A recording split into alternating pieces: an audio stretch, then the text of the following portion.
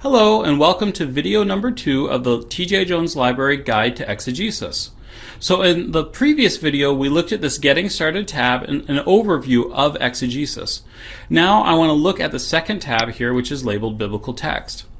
Now as you're working through your passage, you need to keep in mind that your base object of study is the Bible itself. And so you have to be very careful when you're choosing a translation to work with. Now, your professor might give you instructions to use a particular translation, and if so, you'll always want to make sure you're following your professor's instructions. If your professor doesn't, we recommend using a more literal translation, such as the New American Standard Bible 1995 Update or the New Revised Standard Version. And so this should be your base text, although it might be necessary to compare to other translations. Now, some of you may be thinking that you want to translate your passage from scratch if you have command of the original languages.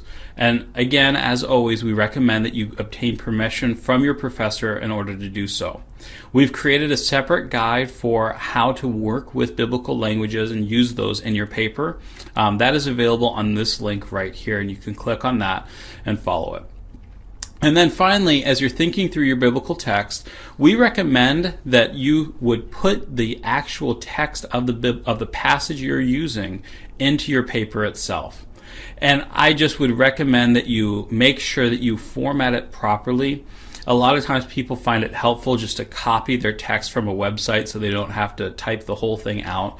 If you do so, you'll want to make sure that you change the font to match the font that you use in your paper.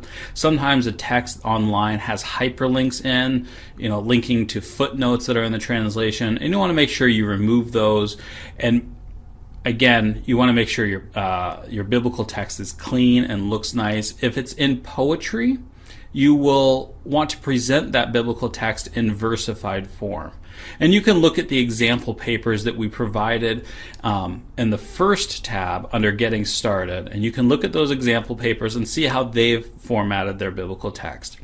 Again, as you're working through exegesis, you want to make sure you remember that the primary object of your study is the Bible itself and the biblical text with which you're working. I will see you in the next video.